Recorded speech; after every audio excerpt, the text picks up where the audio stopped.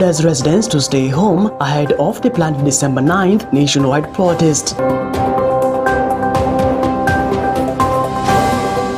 It's very sad that even very senior people in government are operating under false documents, forged certificates. It is an embarrassment to our society. EACC chairperson raises alarm over a growing trend of individuals using forged academic and professional documents to fraudulently secure employment.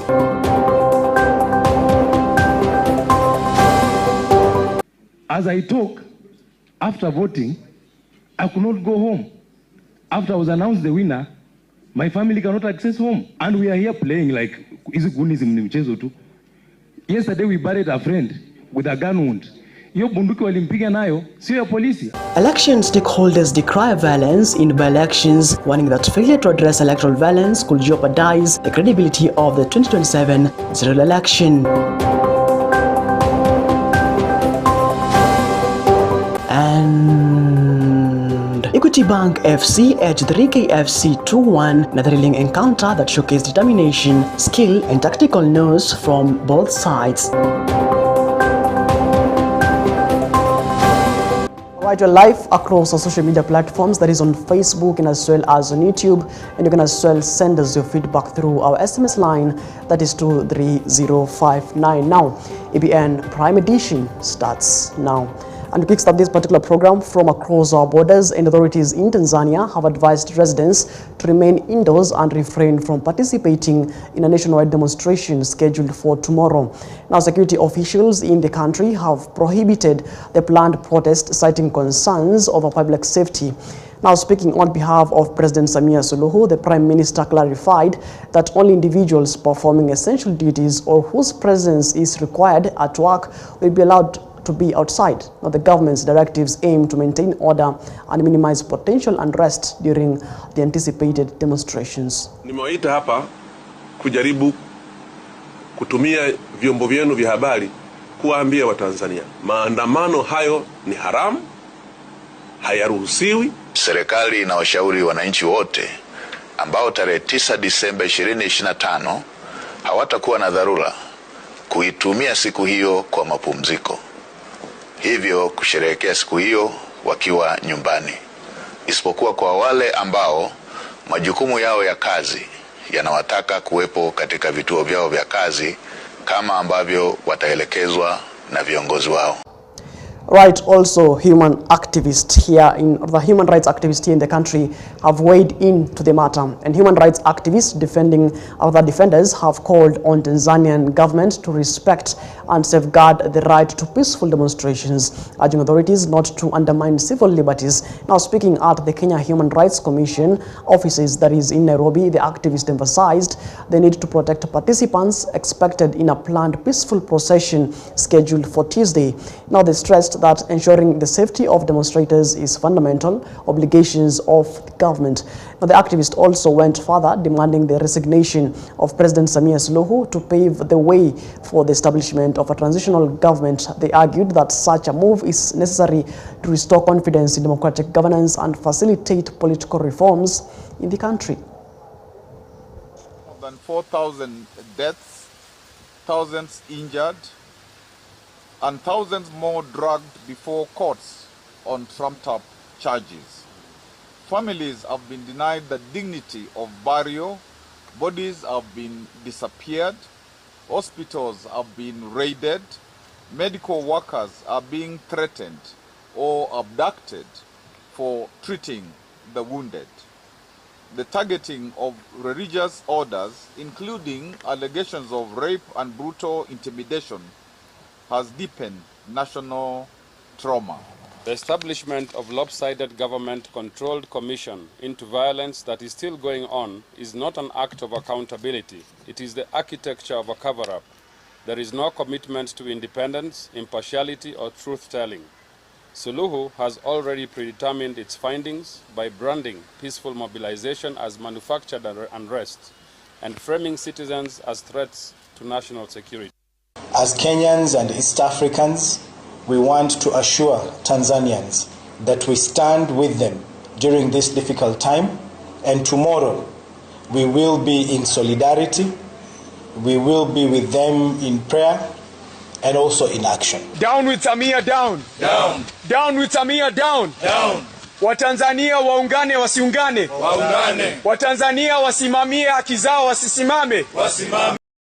Now, away from that, the Ethics and Anti-Corruption Commission, that is the EACC, has revealed that its intensified investigations and proactive enforcement operations during the 2024-2025 financial year helped prevent the loss of public funds amounting to 16.5 billion Kenya shillings, the highest value protected or recovered in recent years. Now, in a statement on its annual performance, the Commission said it processed 4,183 corruption-related reports during the period, leading to the opening of 1,846 investigations across various sectors of public service. And according to the EACC, bribery emerged as the most prevalent form of corruption, amounting for 37% of all reports received. Now, this was followed by the embezzlement of public funds at 19%, unethical conduct at 13%, and fraudulent acquisition and disposal of public property at 10%. The Commission noted that the findings reflect persistent integrity challenges in public institutions. Now, despite ongoing anti-corruption efforts, EACC chairperson also raised alarm over a growing trend of individuals using forged academic and professional documents to fraudulently secure employment, terming the practice as a serious threat to public service delivery and institutional credibility. The Commission convened a high-level National Ethics and Integrity Conference to address the alarming rise of falsified academic and professional qualifications. Kenya must never become a society where shortcuts supersede merit. Integrity must be upheld across every stage of our national development pipeline. It is very sad that even very senior people in government are operating under false documents, forged certificates. It is an embarrassment to our society. If you want academic qualifications, we have more than enough universities in this country, and you can go there at any time. It is not like the old days where once you left the education pipeline, you could not go back. Now you can go back. Recently I saw a 92-year-old who had gone back to do KCSE. It is never too late. So please, let's not take shortcuts. Let's follow the right channels. Now, election stakeholders have called for immediate arrest and prosecution of individuals accused of disrupting peace during the recently concluded by-elections, warning that failure to address electoral violence could jeopardize the credibility of the 2027 elections. Now, speaking during a post-mortem review of the November 27th by-election, the leaders expressed concern over the growing use of violence and intimidation during the electoral process. They noted that such incidences not only undermine democracy, but also pose a serious threat to voter safety and public confidence in elections. Now, candidates who participated in the by-elections decried the lack of adequate security, saying their safety remained compromised even after the conclusion of the polls. Now, they urged relevant authorities to investigate reported incidences and hold perpetrators accountable to deter further electoral violence. As I talk, after voting, I could not go home. After I was announced the winner, my family cannot access home. And we are here playing like, yesterday we buried a friend with a gun wound. Hiyo bunduki walimpiga nayo, sio ya polisi. I want to thank my RO, nimemwona hapa. Bana Lumiti, you are a good man. I don't know whether those goons have specific labels for the officers to know that these goons belongs to the government, these goons belongs to the other party. You want to secure an illegitimate victory. Then you must have a leader. And the manner in which you secured your victory is questionable. That to steal election in this country is an impossibility. Now, the Energy Cabinet Secretary, Opiyo Wandayi, has pledged to spearhead President William Ruto's re-election campaign in Siaya County and surrounding areas, citing the president's commitment to the local community through tangible development initiatives. Now speaking at Mabinju village in South Gem location, Gem constituency, during the launch of a rural electrification project, Wandai also challenged elements within the Orange Democratic Movement, that is ODM leadership, to be consistent in their statements regarding the broad-based government. He criticized those engaging in double-speak, describing them as selfish leaders attempting to undermine the strong working relationship ODM has with the president.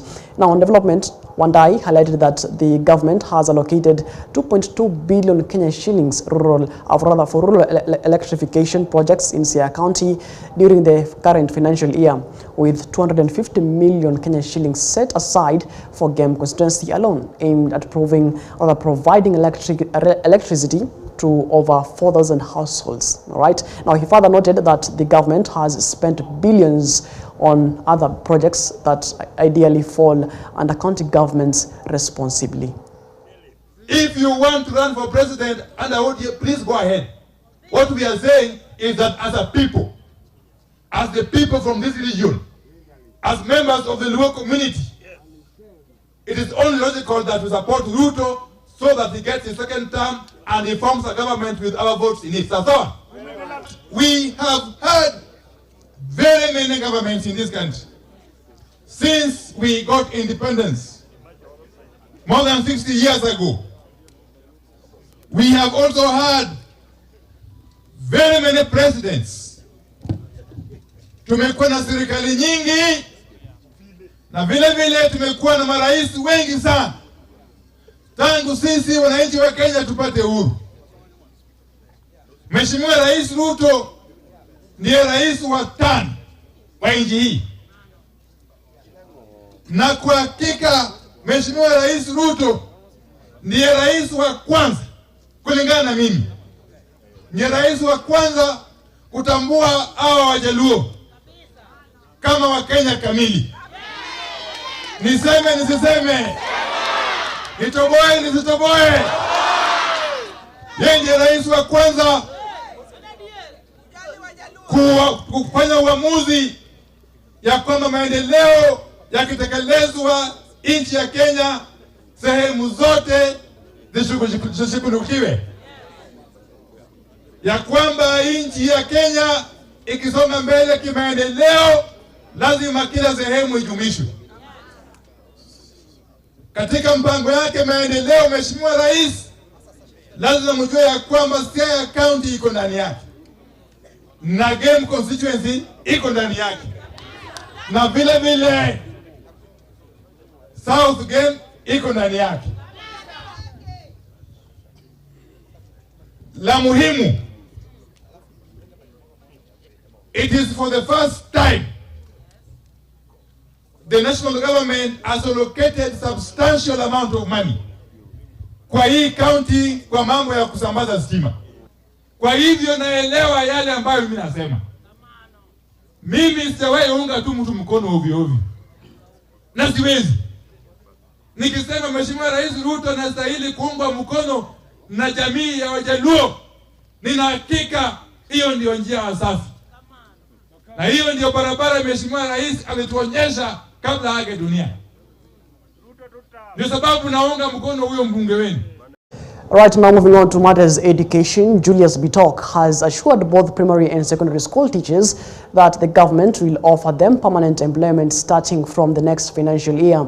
Now speaking in South Eldama Ravine during the funeral of Brian Kuto, son of Metkei Girls school head teacher, that is Rosemary Kuto, Bitok said the initiative forms part of the government's other reforms aimed at strengthening resilience in the education sector and addressing the shortage of teachers. Now that affects many regions across the country. Now Bitok encouraged teachers to remain motivated and continue delivering quality education despite the challenges they face. Now he emphasized that the government intends to ensure that every teacher appointed through the Teachers Service Commission who meets the required criteria will transition to permanent status, enhancing job security and boosting morale in the teaching profession.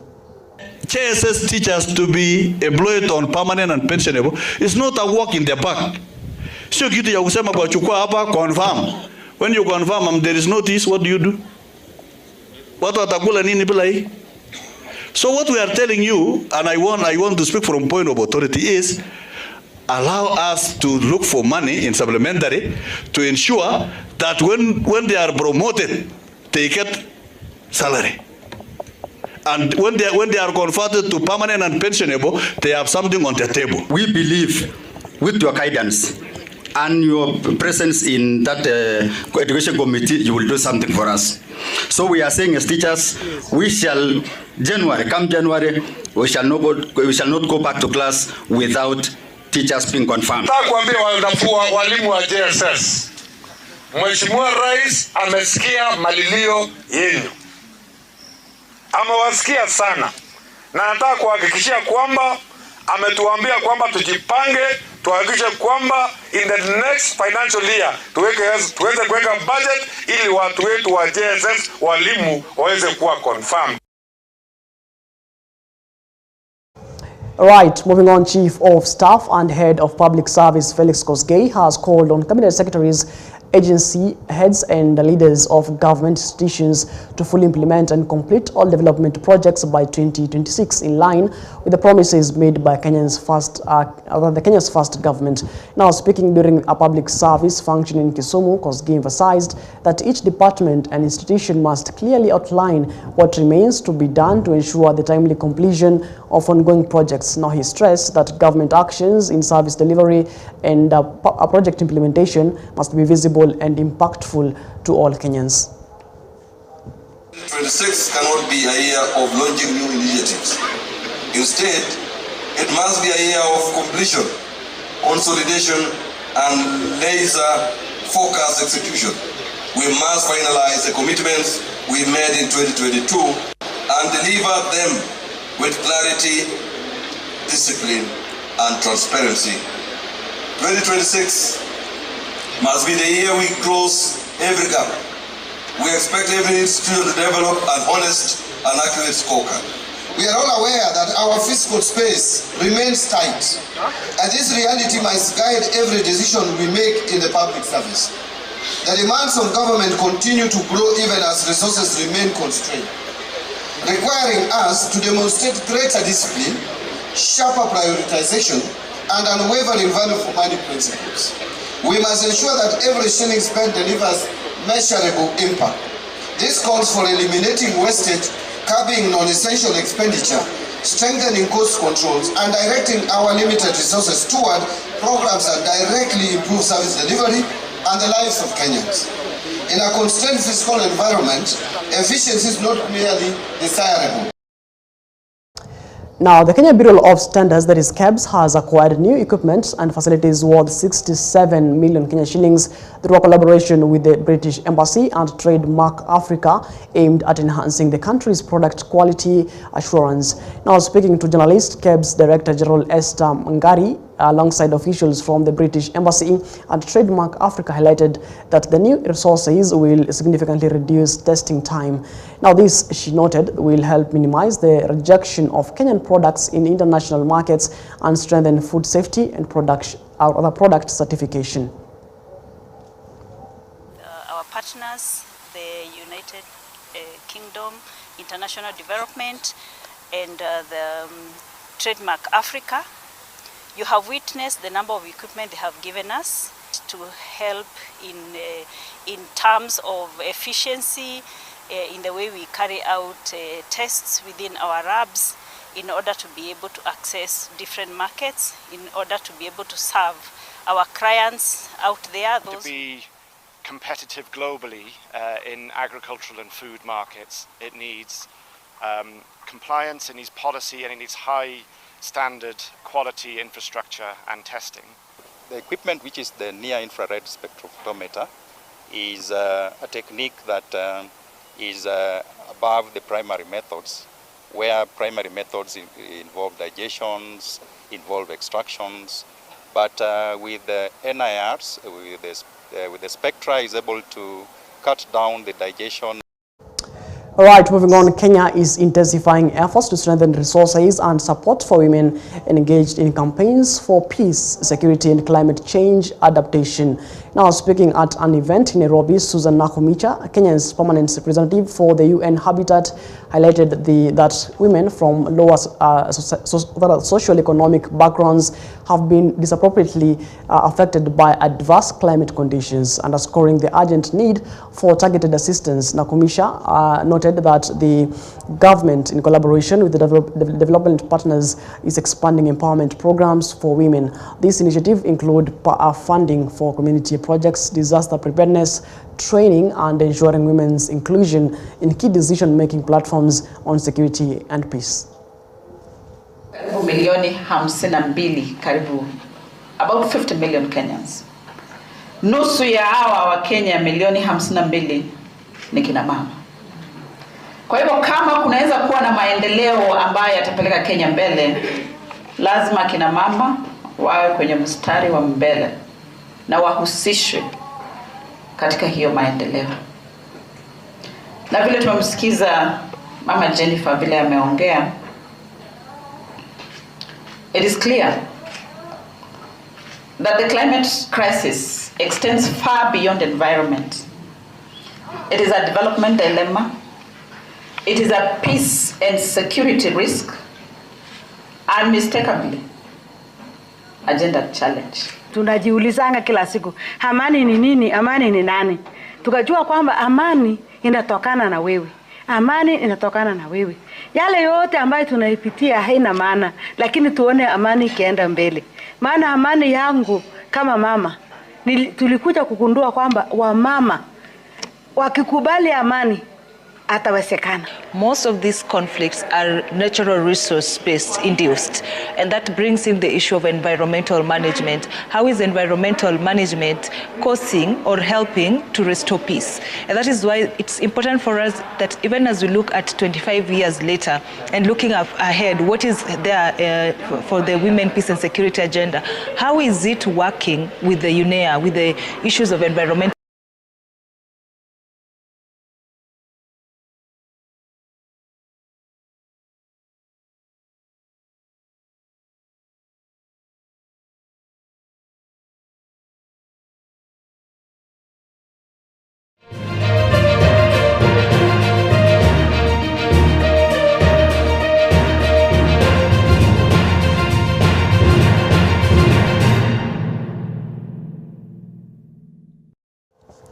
Right, now let's get sporty. And Equity Bank FC secured a hard-fought 2-1 victory over the EACC FC in a closely contested match that showcased determination, skill, and technical news from both sides.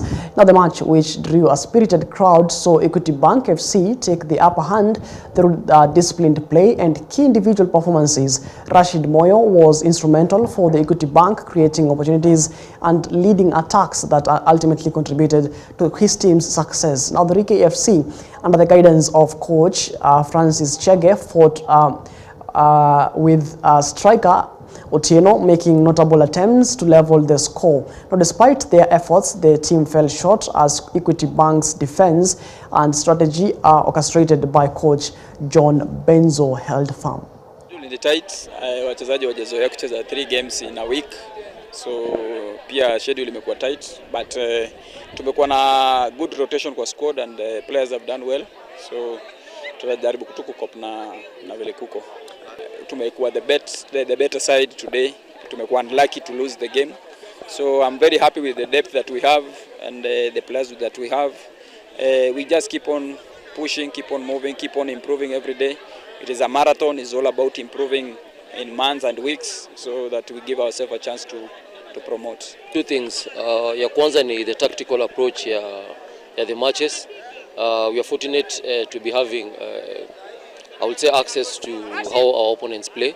So the tactical preparation kwa game inatusaidia sana, and the mental part, that is the second part, also played a big role because we are playing teams that wako hapo juu. We know they will come looking for points even if they are playing away. So it's the mental preparation ya vijana to know that it's going to be tough, but we can still persevere and get through. Having a few players out, and especially Omar, because he's one of our key players akiwa nje, inatupatia we're not stable going forward. Sometimes when we want, like today we wanted to play on transition in the second half, haikuwa possible. I will say we have depth, but not enough ya kutu take through the matches. Ni performance ya team imekuwa poa kulingana na plannings za coach. Generally imekuwa fit. Tulikuwa tunajua tunakuja kuface team ngumu. Wako juu yetu na wamekuwa na run fit sana. Na pia sisi tumekuwa na run poa, haijakuwa mbaya. Match has been good. Everything has gone as we had planned as a team. We've done everything according to the book, and I think finishing the match tumefeel ni kama we didn't win the match, we didn't get the results, but the plan has worked. Because hiyo ndio tulikuwa tumeplan, kila kitu tulikuwa tumeplan. We've stuck to the plan, and tumefanya kila kitu tulikuwa tunasema, tumeamua ku take risk na kila kitu, but then at the end of the day coach ametuambia tu football ni cruel, because this actually zile away tumecheza, this has been the best performance we've had in our away matches, but then you see the results. Hizo zingine tumekuwa tumepata win, napata draw, but we've not been playing the way we want. But this one yani tumeplay vifiti, but haijakuwa fit, so it's just a cruel results, but we take it from there, then tuingie next week na hiyo anga tukicheza tena home. All right, moving on, Kenyan golfers Njoroge Kibugu and Naomi Fula have made history after earning full playing cards on the Sunshine Tour and Sunshine Ladies Tour respectively, marking the first time Kenyan and East African players have secured direct qualification to major global professional golf tours. Now Kibugu clinched his Sunshine Tour card after a dominant season on the inaugural Sunshine Development Tour East African Swing, where he won 3 events at Thika Greens Golf Resort, Nyali Golf Club and Vet Lab Sports Club. His consistent performances placed him at the top of the tour standings, confirming him as the first Kenyan and East African golfer to earn a full Sunshine Tour card on merit. Now the 22-year-old Rise has also seen him make a remarkable leap on the official world golf ranking, climbing 1,896 places from 3,508 at the start of the season to 1,612, making him the highest ranked East African golfer globally. On her part, Naomi Fula secured her slot on the Sunshine Ladies Tour following an impressive season in which she made 7 out of 8 cuts on the Sunshine Development Tour. She finished 18th on the order of merit and emerged as the highest ranked female golfer on the tour, becoming the first Kenyan woman to earn a global tour card through the development pathway. It means a lot to be the first Kenyan to secure a Sunshine Tour card. I'm forever grateful to Sunshine Tour and Sunshine Development Tour for giving us the opportunity. And yeah, I just can't wait to showcase my talent on the big stage. It's been very crucial.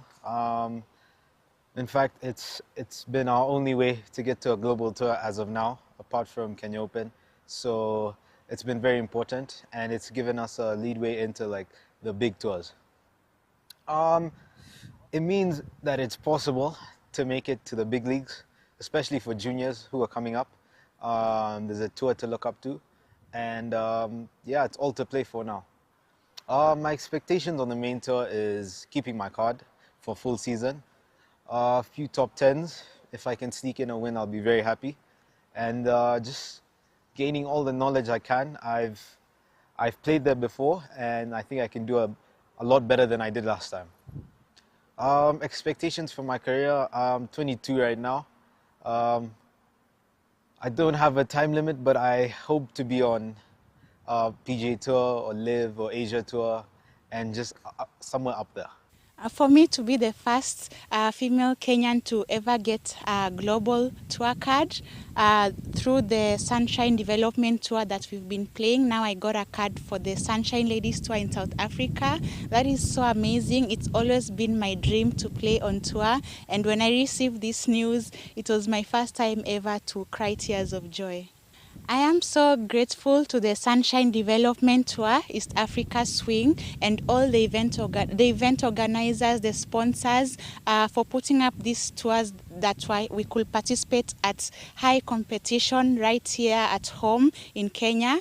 And this has given us an amazing pathway to go international. So it's so amazing, and I hope that other girls get encouraged through this and they continue to compete and go international through this pathway. As Kenya's only female professional golfer, it means a lot to me. I've been working very hard, and I always want to motivate also other girls to always follow their dreams, even if it's not golf, to put your mind to it, to be positive, and you'll be able to achieve.